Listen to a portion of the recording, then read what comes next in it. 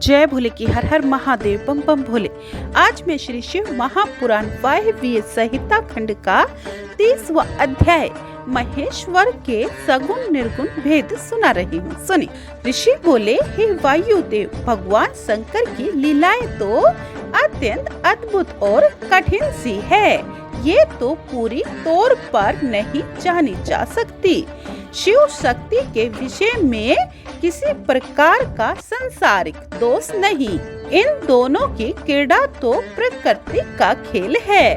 ब्रह्मा आदि सभी देवता शिव कृपा से जगत के उत्पादन आदि की सामर्थ्य पाते हैं, किंतु शिव किसी कृपा के वश नहीं। ये तो स्वच्छंद है। इनका सभी वैभव स्वाधीन है। इनका स्थान भी स्वभाव सिद्ध रूपवान है। यदि बिना कारण मूर्ति भी कार्य रूप भाव रहित क्यों हो, ये तो परमेश्वर है। यदि ये कला रहित निर्गुण स्वभावमान है, तो कला सहित सगुण विपरीत स्वभावमान क्यों हो? क्या सगुण निर्गुण से पृथक पृथक हैं? परमात्मा शिव द्वारा सब में मौजूद रहने वाला एक सूक्ष्म तत्व है। यदि मूर्ति स्वरूप ही शिव मूर्ति मान ली जाए, तो क्या उस प्रतिमा में प्रतिमा वाला पराधीन हो सकेगा? यदि यह नहीं होने का, तो अपेक्षा रहित मूर्ति में क्यों स्वीकार की जाती है? मूर्ति में साध्य फल की चाहना से अपनी इच्छा द्वारा देह स्वाधीनता के लिए होता ही नहीं। यह इच्छा भी अपने अपने कर्मों के अनुसार हुआ करती है। ब्रह्मा से आरंभ करके पिशाचों तक अपने अपने कर्मों के अधीन रहते हैं।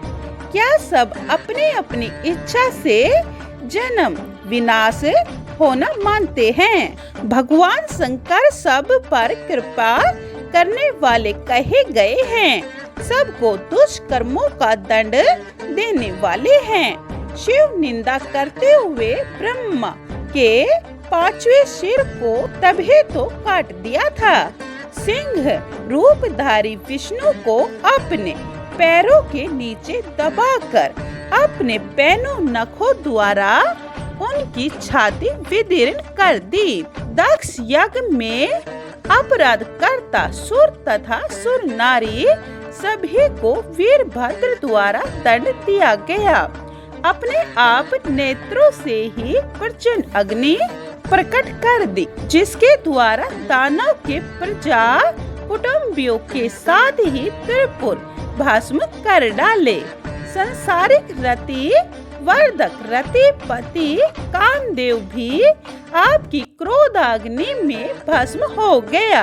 श्री देवी जी को समझाते हुए बल पराक्रम द्वारा हवि रूप स्वाहा को अग्नि में उत्तेजित कर दिया। फिर अग्नि के अंश गंगा में समर्पित हुआ। स्वाहा देवी स्वरूपा मानी गई।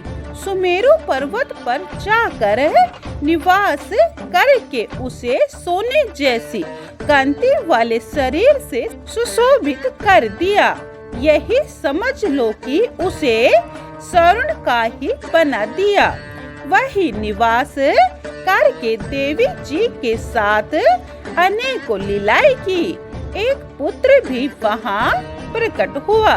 वह दिव्य रूप तथा सौंदर्यवान बालक था। सुरासुर सभी उस बालक को देखकर मोहित हो गए थे। श्री शिव पार्वती जी ने उसे गोद में ले लिया। उसका मुख स्वाद लेने लगे।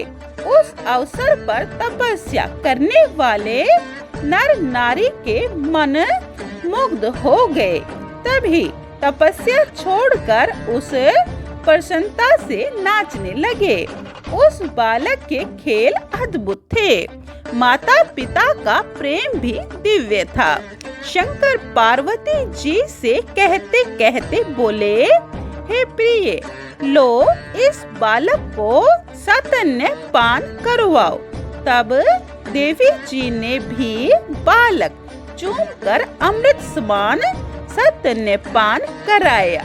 शिव पार्वती पुत्र प्रेम से परम प्रसन्न हुए।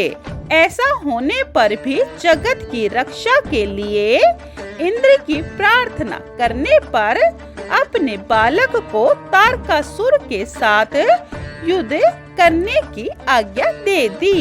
युद्ध में विजयी पाने के लिए पुत्र को कालाग्नि के सामने क्रौंच भीमे ने अमोघ शक्ति दे दी।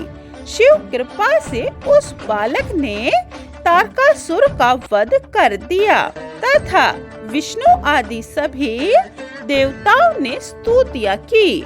शिव महिमा अपार है। अपने भक्त ब्रह्मचारी मार्कंडेय की थोड़ी आयु को बढ़ा दिया और उसे चिरंजीवी कर दिया। वह भी अकाल मृत्यु से छूटकर प्रणाम करने लगा।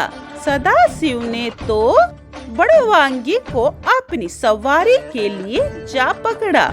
वृक्ष वाहन होते हुए भी उनका गला प्रलय के समान पकड़कर उस पर चढ़ बैठे। इसीलिए परमात्मा शिव सगुण तथा निर्गुण दोनों ही स्वरूप वाले हैं। प्रारब्ध में सभी कर्म जाल से ही निवृत्त कर सकते हैं और कोई भी देवता नहीं कर सकता। 30वां अध्याय समाप्तम। जय भोले की 31वां अध्याय ज्ञानोपदेश। यह अब दूसरी वीडियो में सुने। जय भोले की। हर हर महादेव। बम बम भोले।